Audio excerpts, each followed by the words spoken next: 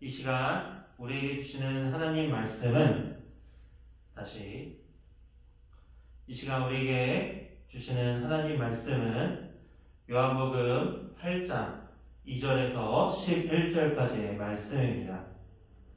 요한복음 8장 2절에서 11절까지의 말씀입니다. 다 같이 함께 봉독하도록 하겠습니다.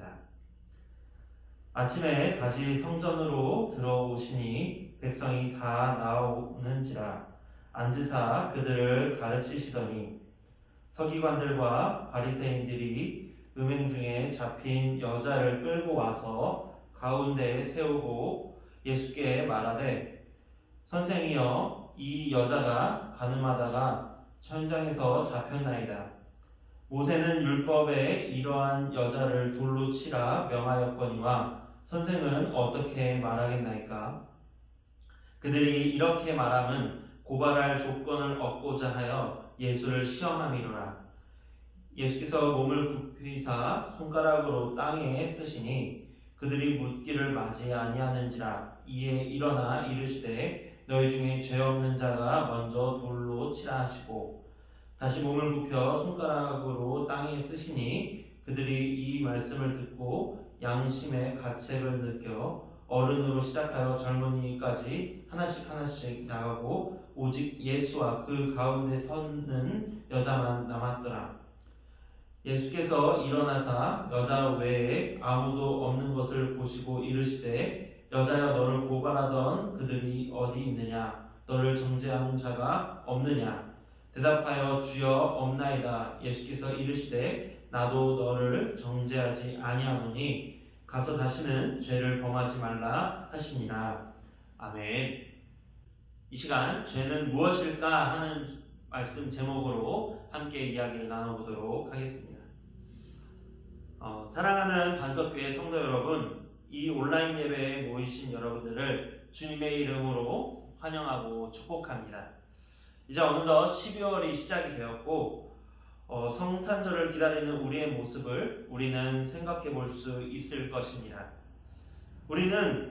우리가 이 성탄절을 기다린다는 것은 즉 예수님의 탄생을 모두 기다린다는 것이겠죠. 우리가 항상 메리 크리스마스 하고 외치며 서로에게 인사를 나눌 때 그것이 기쁨으로 다가올 것입니다.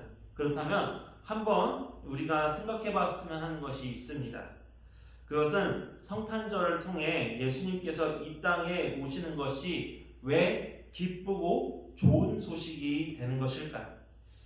그것은 요한복음 3장 16절에 나와 있죠. 우리 한번 읽어보도록 할까요? 하나님이 세상을 이처럼 사랑하사 독생자를 주셨으니 이는 그를 믿는 자마다 멸망하지 않고 영생을 얻게 하려 하심이라. 아멘. 이 말씀을 통해 우리는 하나님께서 우리를 사랑하셔서 예수님을 보내주셨다는 것을 알 수 있습니다. 그런데 이것으로 끝나는 것이 아니라 하나님께서 예수님을 보내신 정확한 의도를 17절을 통해서 알 수 있습니다. 우리가 17절도 한번 같이 읽어보도록 할까요? 하나님이 그 아들을 세상에 보내신 것은 세상을 심판하려 하심이 아니요 그로 말미암아 세상이 구원을 받게 하려 하심이라. 아멘. 하나님께서 예수 그리스도를 이 땅 가운데 보내신 것은 세상이 심판받게 하는 것이 아니라 예수 그리스도를 통해 구원받게 하시고자 한다는 것입니다.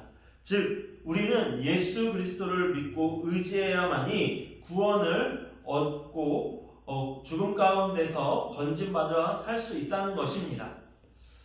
하나님께서는 우리가 살 수 있는 길을 준비하신 것인데 그 유일한 방법이 우리를 위해 이 땅 가운데 오신 예수 그리스도를 믿는 것이라는 것입니다.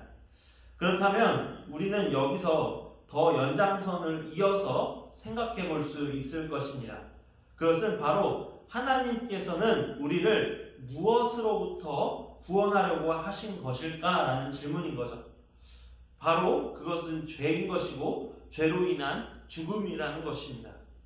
우리 인간은 최초의 인간이라고 하는 아담 때부터 죄를 지었고 죄와 떨어져 살고 싶어도 계속해서 죄를 짓고 사람들인 것입니다. 그런 우리가 죄를 짓고 있는 이 죄의 값은 결국 죽음이라는 것이죠. 로마서 6장 23절에 이렇게 나와 있습니다. 같이 한번 읽어보도록 할까요?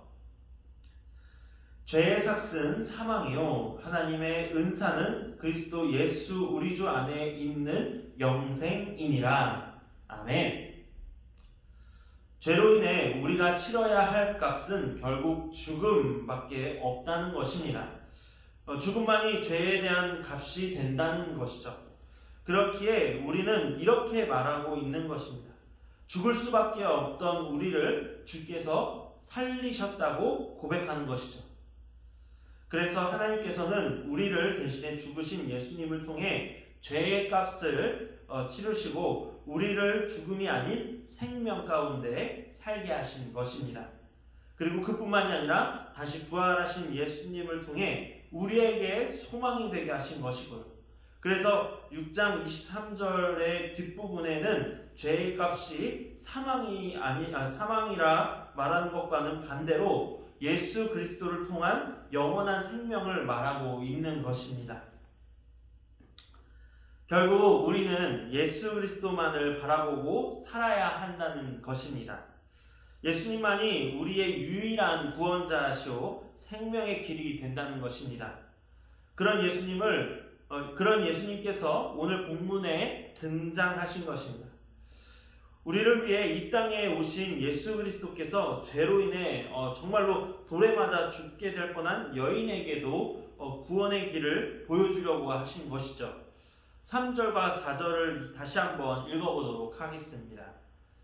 서기관들과 바리새인들이 음행 중에 잡힌 여자를 끌고 와서 가운데 세우고 예수께 말하되 선생이여 이 여자가 간음하다가 현장에 잡혔나이다. 아멘. 여기에 보니 여자가 잘못한 것은 바로 음행인 것입니다. 음란한 죄를 지었다는 것이죠. 그녀가 어떤 죄를 지었는지 더 자세하게 알 수 있는 것은 5절에 모세는 율법에 이런 여자는 돌로 치라고 말했다고 나와 있는데 관련 말씀을 찾아보니까 이렇게 나와 있습니다. 레위기 20장 10절입니다.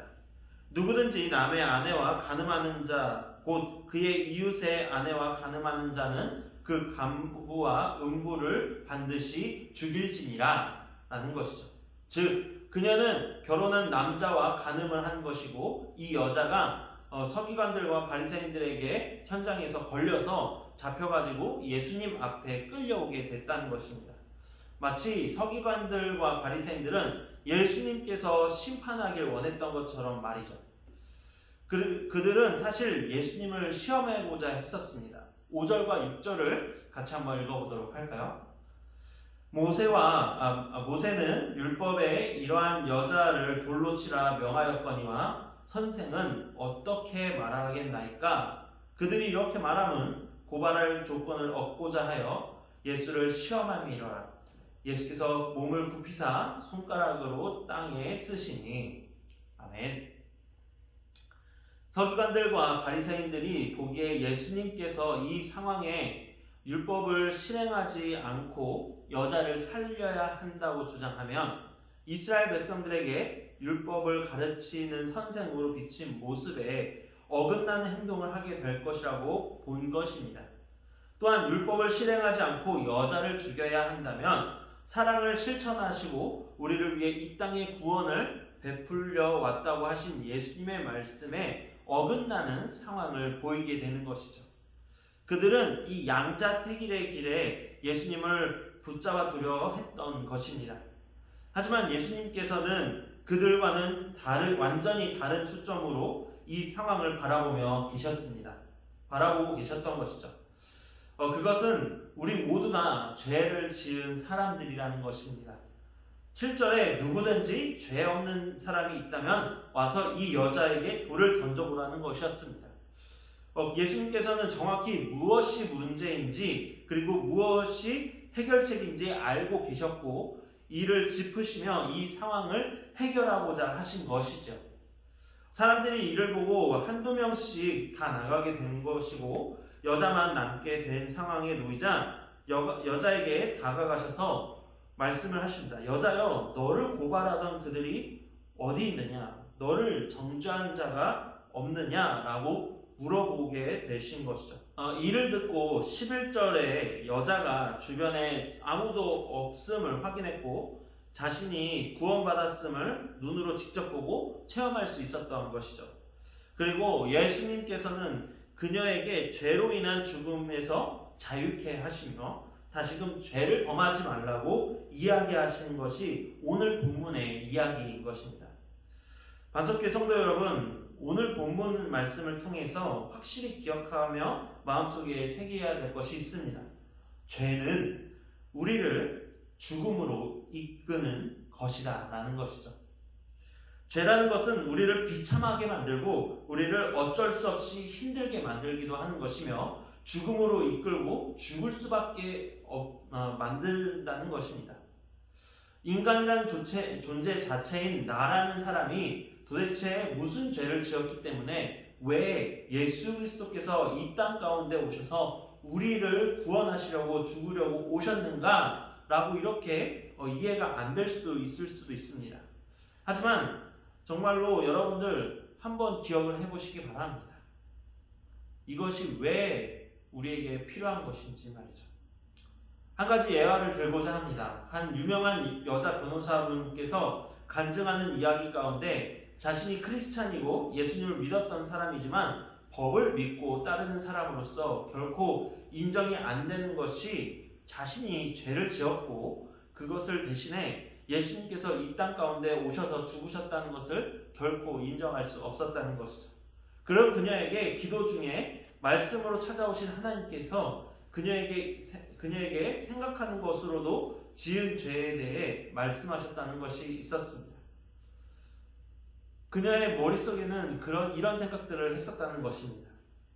아, 정말 저 사람은 싫다. 아, 정말 죽이고 싶다. 짜증난다. 저 사람 진짜 없어졌으면 좋겠다라는 등등의 생각들이 정말로 생각 속에서 짓는 살인을 그녀도 수도 없이 하겠다는 것을 생각하게 한 것이죠. 그로 인해서 그 유명한 여자 변호사님은 정말로 철저한 회개를 하였고 하나님께 용서함을 받아 이렇게 간증하며 사람들에게 복된 소식, 구원을 전하고 있다는 것입니다. 여러분도 난 죄 지은 것이 없다 할 수 있습니다. 아니면 내가 지은 죄가 예수님과 무슨 상관이냐고 할 수도 있습니다. 하지만 분명한 것은 우리를 창조하신 하나님께서 우리가 죄 때문에 죽는 모습을 결코 원하시지 않는다는 것입니다. 그래서 예수 그리스도를 통해 우리를 살리시길 원하신다는 것이고 우리가 생각으로 지은 죄, 오른손도 왼손도 아무도 모르고 지은 그런 모든 죄까지도 감당하시려고 우리를 위해서 예수님께서는 오셨다는 것입니다. 누군가를 죽이고 싶다고 생각하거나 아니면 이성에 대한 음란한 생각을 한다든지 담배를 핀다든지 아니면 술을 마셔서 정말 하나님의 귀한 거룩한 성전인 자신의 몸을 망가뜨린다는 것도 다 죄에 해당되는 것이 아니겠습니까?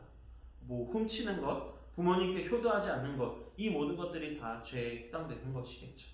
이런 모든 것들을 볼 때 우리는 절대 스스로 죄를 안 지었다고 할 수 없는 것이고 우리가 죄에서 멀리하기 위해선 오직 우리의 구원자이시며 생명의 길이 되신 예수 그리스도를 정말로 굳건하게 잡으며 믿고 살아야 한다는 것입니다. 이것만이 살 길임을 우리가 꼭 명심하고 우리의 삶에서 새기며 살길 바랍니다. 우리가 죄를 통한 죽음의 길로 가는 것이 아닌 오직 예수 그리스도를 통한 생명의 길을 믿음으로 실천하며 나아가길 바랍니다. 아멘. 함께 기도하도록 하겠습니다. 사랑하는 하나님, 이 시간 죄가 무엇인지 우리와 어떤 연관이 있는 것인지 예수 그리스도만이 죄의 길을 끊을 수 있는 것임을 우리가 다시 한번 생각해 보게 되었습니다. 주님, 이 시간 우리가 온전히 다시 한번 예수 그리스도를 믿음으로 말미암아 죄의 길에 가지 않고 온전히 하나님만 바라보며 예수님의 그 사랑의 길을 실천하며 나아갈 수 있도록 주님 이끌어 주시옵소서. 오직 구원만이 우리를 살릴 수 있음을, 영생의 길로 갈 수 있음을 우리가 명심하길 원합니다. 오늘 하루의 삶 가운데 주님만을 바라보며 살 수 있게 하실 줄 믿으며 이 모든 것 살아계신 예수님의 이름으로 기도합니다. 아멘.